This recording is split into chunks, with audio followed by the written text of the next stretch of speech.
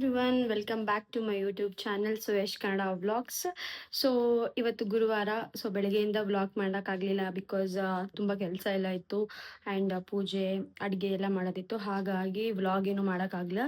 So ಈವ್ನಿಂಗಿಂದ vlog start ಮಾಡ್ತಾ ಇದ್ದೀನಿ. ಗುರುವಾರ ಅಂದಮೇಲೆ ಮ್ಯಾಂಡೇಟರಿ ರಾಘವೇಂದ್ರ ಸ್ವಾಮಿ ಟೆಂಪಲಿಗೆ ಹೋಗೋದು ನಮಗೆ ಯಾವಾಗಲೂ ರೂಢಿ. ಸೊ ಹಾಗಾಗಿ ಇವತ್ತು ಹೋಗ್ತಿದೀವಿ. ಬಟ್ ಇವತ್ತು ರೆಗ್ಯುಲರ್ ಆಗಿ ಹೋಗೋ ರಾಘವೇಂದ್ರ ಸ್ವಾಮಿ ಮಠಕ್ಕೆ ಹೋಗ್ತಾ ಇಲ್ಲ, ಬೇರೆ ಕಡೆ ಹೋಗ್ತಾ ಇದೀವಿ. ಎಲ್ಲಿಗೆ ಹೋಗ್ತೀವಿ ಅಂತ ತೋರಿಸ್ತೀನಿ. ಲೈಕ್ ನಾವು ಇದೇ ಫಸ್ಟ್ ಟೈಮ್ ಹೋಗ್ತಾ ಇರೋದು. ನೋಡೋಣ ಹೇಗಿರುತ್ತೆ ದೇವಸ್ಥಾನ ಎಲ್ಲ. ತುಂಬಾ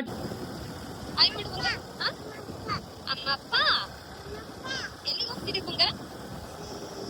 ಜಿಜಿ ಹತ್ರನಾ? ದೇವಸ್ಥಾನಕ್ಕೆ ಹೋಗೋಣ.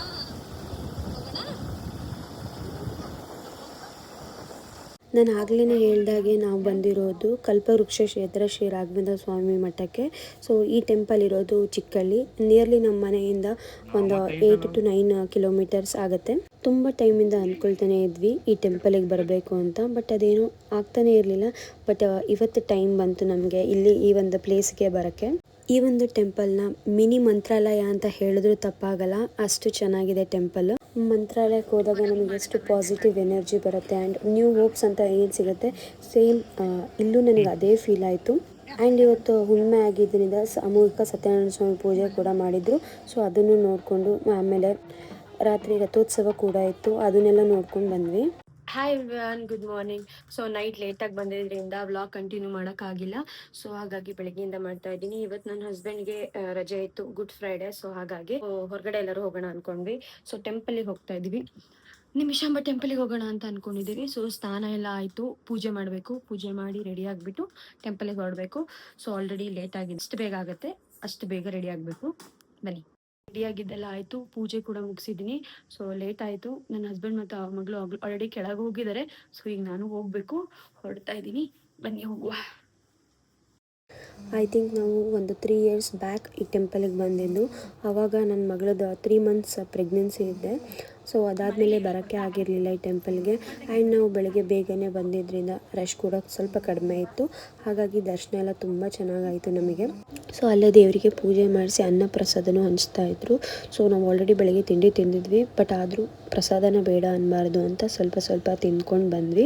ದೇವಸ್ಥಾನದ ಪಕ್ಕದಲ್ಲೇ ಕಾವೇರಿ ನದಿ ಹರಿಯುತ್ತೆ. ಸೊ ಅಲ್ಲೂ ಒಂದು ಸ್ವಲ್ಪ ಟೈಮ್ ಸ್ಪೆಂಡ್ ಮಾಡೋಣ ಅಂತ ಬಂದು ಕುತ್ಕೊಂಡಿದ್ವಿ. ಸೊ ಅಲ್ಲೆಲ್ಲ ಮಕ್ಕಳುಗಳು ಈಜಾಡೋದು ಅದನ್ನೆಲ್ಲ ನೋಡ್ಬಿಟ್ಟು ನನ್ನ ಮಗಳಿಗಂತೂ ತುಂಬ ಖುಷಿ ಆಯಿತು. ಸೊ ಅವಳು ನೀರಲ್ಲಿ ಆಟ ಆಡ್ತೀನಿ ಅಂತ ಹೇಳ್ತಾ ಇದ್ಲು. ಸೊ ಹಾಗಾಗಿ ಅವಳಿಗೂ ಒಂದು ಸ್ವಲ್ಪ ಆಟ ಆಡ್ಸೋಣ ಅಂತ ಡ್ರೆಸ್ ಎಲ್ಲ ಚೇಂಜ್ ಮಾಡಿ ನೀರಲ್ಲಿ ಆಟ ಆಡೋಕ್ಕೆ ಬಿಟ್ವಿ. ಅವಳು ಫಸ್ಟ್ ಟೈಮ್ ಈ ಥರ ನೀರಲ್ಲೆಲ್ಲ ಆಟ ಆಡ್ತಾ ಇದ್ದಿದ್ದು. ಸೊ ಸ್ವಲ್ಪ ಭಯ ಕೂಡ ಆಗ್ತಾ ಇತ್ತು ಅವಳಿಗೆ, ಆದರೂ ಖುಷಿಯಿಂದ ಆಟ ಆಡೋದ್ಲು. ಅವಳಿಗೆ ನೀರಲ್ಲಿ ಆಟ ಆಡೋದು ಎಷ್ಟು ಇಷ್ಟ ಆಯಿತು ಅಂದರೆ ಎದ್ದು ಹೊರಗಡೆ ಬರೋಕ್ಕೆ ರೆಡಿ ಇರಲಿಲ್ಲ, ಅಷ್ಟು ಇಷ್ಟ ಆಗಿಬಿಟ್ಟಿತ್ತು ನೀರಲ್ಲಿ ಆಟ ಆಡೋದು ಅವಳಿಗೆ. ಸೊ ಹೇಗೋ ಮಾಡ್ಕೊಂಡು ಕರ್ಕೊಂಡು ಬಂದ್ವಿ. ಯಾಕಂದರೆ ಅಲ್ಲಿ ರೋಡ್ ಸೈಡ್ ಎಲ್ಲ ಕಡೆನೂ ಈ ಗುಲ್ಕನ್ನ ಸೇಲ್ ಮಾಡ್ತಾ ಇರ್ತಾರೆ. ನನ್ನ ಹಸ್ಬೆಂಡ್ಗಂತೂ ತುಂಬ ಇಷ್ಟ. ಸೊ ಅದನ್ನು ತೊಗೊಂಡು ಮನೆಗೆ ಬಂದ್ವಿ. ಸೊ ದೇವಸ್ಥಾನದಿಂದ ಈಗ ಮನೆಗೆ ಬಂದ್ವಿ. ದರ್ಶನ ಎಲ್ಲ ತುಂಬ ಚೆನ್ನಾಗಾಯಿತು. ಸೊ ನಾವು ಬೆಳಿಗ್ಗೆ ಬೇಗನೆ ಹೋಗಿದ್ದರಿಂದ ದರ್ಶನ ಕೂಡ ಆಯಿತು. ಹೊರಗಡೆ ಬಂದಮೇಲೆ ನೋಡಿದ್ವಿ ಸಿಕ್ಕಾಪಟ್ಟೆ ಕ್ಯೂ ರಶ್ ಇತ್ತು. ಆವಾಗ ಅಂದ್ಕೊಂಡ್ವಿ ಬೆಳಗ್ಗೆ ಬೇಗನೆ ಹೋಗಿದ್ದು ತುಂಬ ಒಳ್ಳೆಯದಾಯಿತು ಅಂದ್ಕೊಂಡು. ಹಾಗೆ ಅಲ್ಲಿ ಪ್ರಸಾದ ಕೂಡ ಕೊಡ್ತಾಯಿದ್ರು. ಸೊ ಅದನ್ನು ತಿಂದ್ಕೊಂಡು ಬಂದ್ವಿ.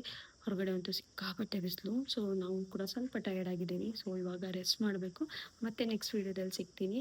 ಈ ವಿಡಿಯೋ ಇಷ್ಟ ಆಗಿದ್ದರೆ ಲೈಕ್, ಶೇರ್, ಕಮೆಂಟ್ ಮಾಡಿ. ಹಾಗೆ ನನ್ನ ಚಾನಲ್ನ ಸಬ್ಸ್ಕ್ರೈಬ್ ಮಾಡ್ಕೊಳ್ಳಿ. Thank you so much.